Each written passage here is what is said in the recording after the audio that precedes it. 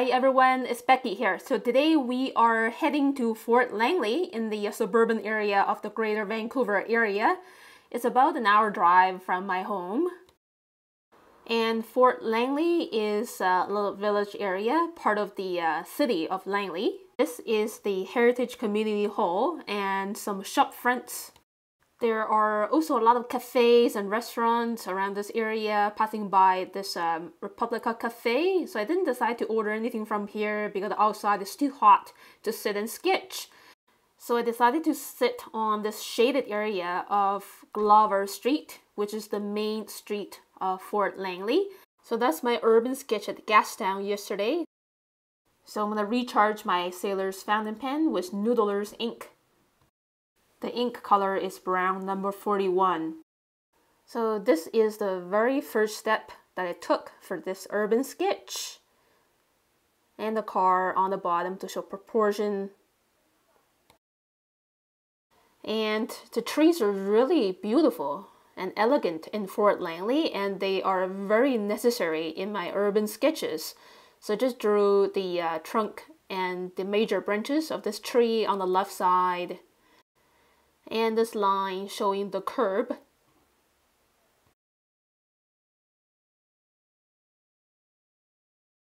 And when I draw foliage, I like to use these fun squiggly lines to suggest the leafy texture.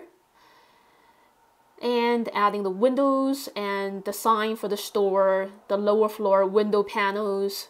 So my gooseneck tripod is broken and so it's retired.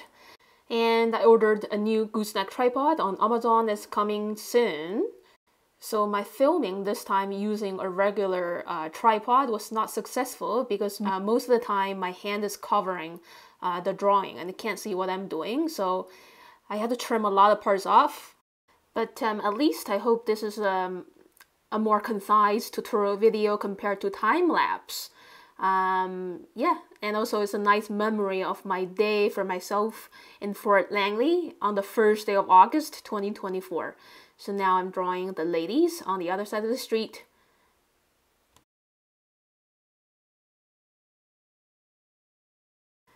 And it's always fun and challenging to capture people in action. So I'm trying to capture a different gesture.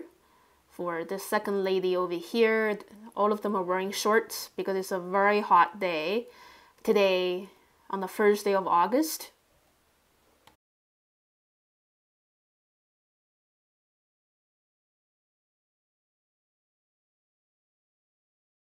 And there's a baby in a stroller in the middle of these three ladies. And yeah, there we go. Here's our little circle of ladies and the baby. So as you can see, the height of these vertical structures, they're getting longer and longer as they move from the left side to the right side. And my eye level is very much aligning with the awning of the building on the left, as well as the bottom of the sign of the vintage store in the middle. And so all of the horizontal lines, including this sign over here, and these lines, they are all going slightly downwards towards the left. And drawing another tree with this canopy on the right side here to achieve a good balance with the left side. Okay, and every little urban structure is pretty interesting, including the rubbish bin, which is a little cube shape. Drawing some more frames for the display windows on the ground level.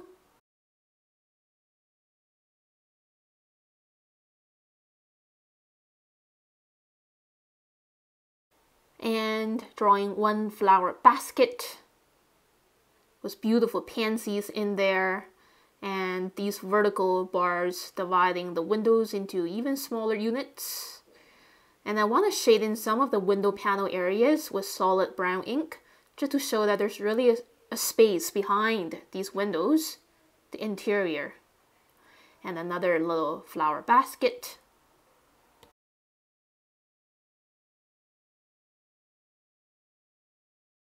Yeah, and all of these short horizontal lines close to the curb line they're all going upwards towards the left.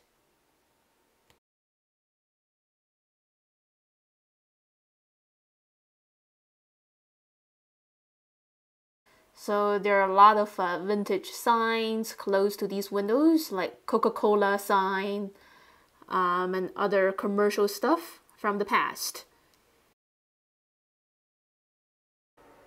Yeah, and just keep these window panels pretty random, following my observations, so giving them a sense of mystery. Traffic division line to suggest perspective a bit more. And now it's time to paint the lovely fancy colors of everything, from trees to the buildings. Let's start painting these trees first. On the left, starting with a really bright, charming yellow-green by mixing lemon yellow with a little bit of viridian green. Playing with the slight change of ratios between lemon yellow and viridian green. But most of these brush marks contains a very high ratio of lemon yellow because the sun is hitting directly onto the top of these canopies.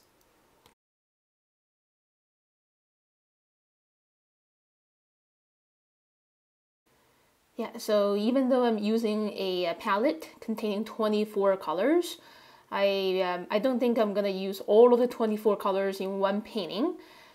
So far, about 3 to 4 colors, including 2 yellows, 2 greens, to paint the tree's canopy.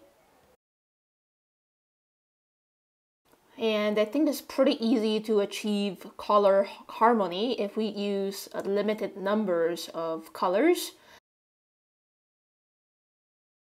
Because I'm playing with water control all the time, even though I'm only using 3 to 4 colors with the different amount of water in each brush mark every time, I'm creating an illusion of using many colors. But actually, I'm just using about 3 to 4 colors.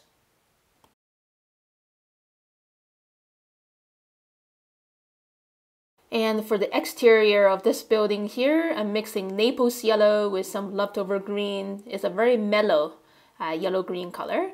And some orange. And Naples yellow diluted with a lot of water. For this middle building over here, turquoise green. For the building sneaking in on the right, behind the tree.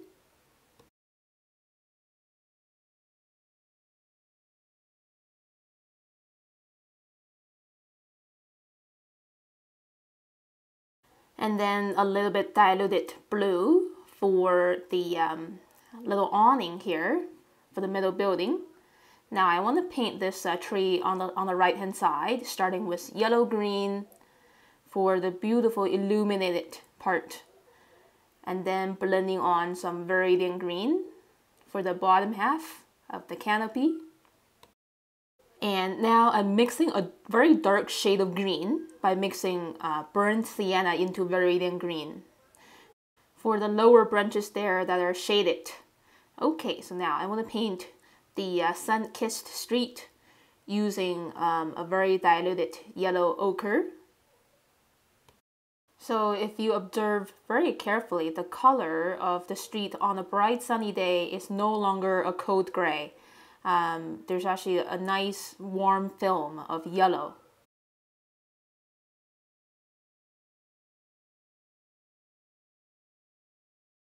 And now I want to paint the tree branches and the trunks with burnt sienna, slightly diluted, because on a sunny day, pretty much nothing is super solid colored.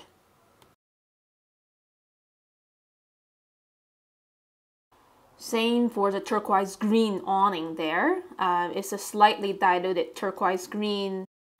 And same for the big blue sign of the store there in the middle. It's a diluted version of cobalt blue. And grabbing some violet, mix it with some purple, pink purple, to paint the frame and the window frames. And leaving some tiny little spots of white paper to show the shine of these slightly glossy surfaces. And now I'm just grabbing some leftover colors like red, orange, and purple to paint these vintage items seen from the display windows. And I think these are metallic flowers for gardens. Yeah, just for decoration. And now I'm gonna grab some cerulean and cobalt blue mix to paint the display window frames and the bottom edge of this vintage store.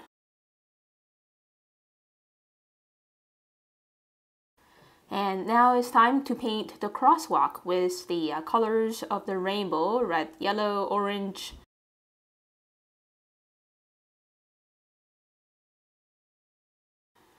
And then blue, purple, and indigo. Yeah, I love these fancy colors that adds even more life to this sketch, and a good color balance here on the bottom as well.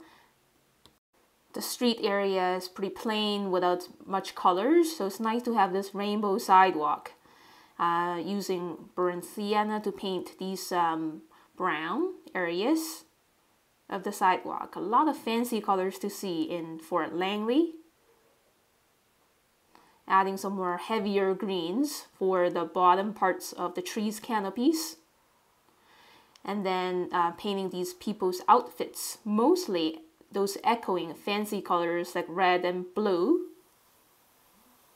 Finish painting these flower baskets with little dots of red and pinks and greens. Painting the yellow traffic division line in the middle of the street. And the garbage bin. Here is a look of my finished sketch. Yeah, so it's really nice to spend the first day of August in the morning sketching this lovely streetscape in Fort Langley. So there's quite a bit of traffic noise going on around me, but it's a nice way to train my concentration skills in a busy environment. Now it's time to grab lunch, so we are just continuing our walk on Glover Street. Some more lovely shop fronts to see, and ice cream shops, restaurants, and little cafes. Here we are on Mavis Avenue. Here's a lovely little memoir here of a person. And walking down, I see this little donkey Mexican tortilla wrap restaurant. Yeah, the inside is pretty nice. And so I ordered a chicken wrap, and my mom got a vegetarian wrap. And I did a quick line drawing of my wrap after a few bites. And it took me about 10 minutes to draw and paint. So after lunch, we continued our walk on Mavis Avenue. And here we are outside this cafe, and there is a nice little courtyard entrance here. It's part of the Saba Cafe. And let's go in here. And yeah, I love all the plants and the setup of the courtyard in here, which is belongs to the Saba Cafe. Next time, I think I'm gonna grab my lunch and coffee here. Next time I visit Fort Langley. Yeah, it's a lovely cafe.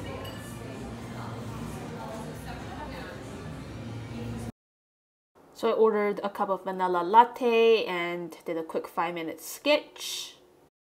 This courtyard is just so wonderful that I have to sketch it in my art journal. So I just sketched the profile view of one of the ladies sitting on a wicker's chair. So for any outfits and other objects in our environment that's solid black, so in this case, she's wearing a black shirt, so I just want to shade it in with solid brown ink to give the drawing a bit more density and balance as well. If there's too many lines, it's gonna look a little too busy. So these black areas add a nice sense of balance. Drawing the other lady, and I also drew the post supporting the ceiling area and other buildings and these lovely foliage in the courtyard.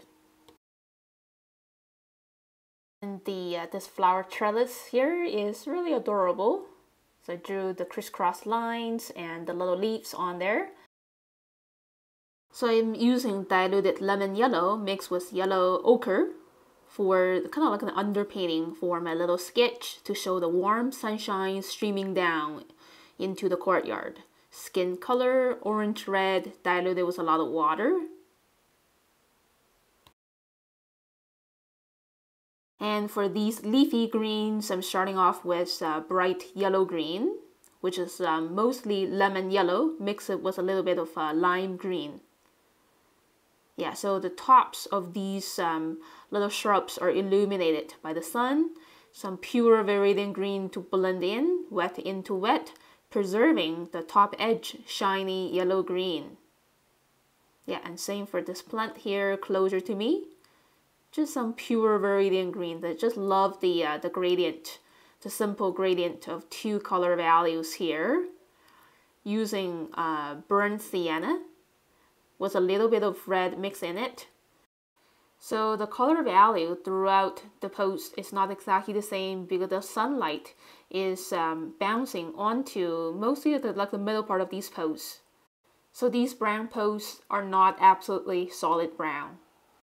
And lastly, I want to paint this big patch of a shadow. Yeah, here in the foreground by mixing my own gray, mixing together cobalt blue and permanent violet with a little bit of green. So if you want to show the brightness of a sunny day, you have to paint your shadows. And I want to glaze on the leftover super diluted gray over these yellow and white surfaces. And that's it. Here's the look of my finished sketch and my afternoon in Fort Langley.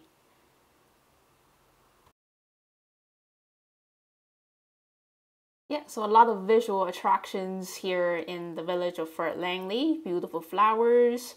There is a railway here closer to the Fraser River at Marina Park.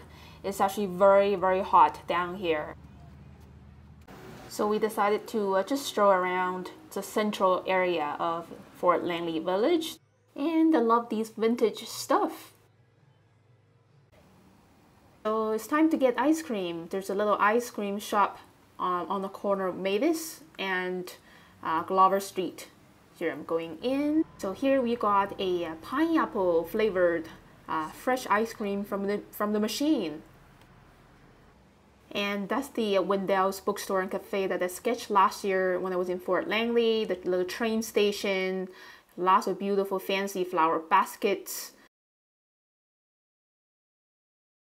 So this one is a furniture store and another vintage store. I think this is the vintage store that I sketched earlier today. Yeah. And a lot of vintage musical instruments, toys, paintings. And I wish I could have a rocking horse like this when I was a little kid. It's really nice. And it's time to say goodbye to Fort Langley for today. I will definitely come back, likely in the fall, to sketch the golden autumn foliage. I will see you again very soon next time in the next video, everyone. Have a great day. Bye.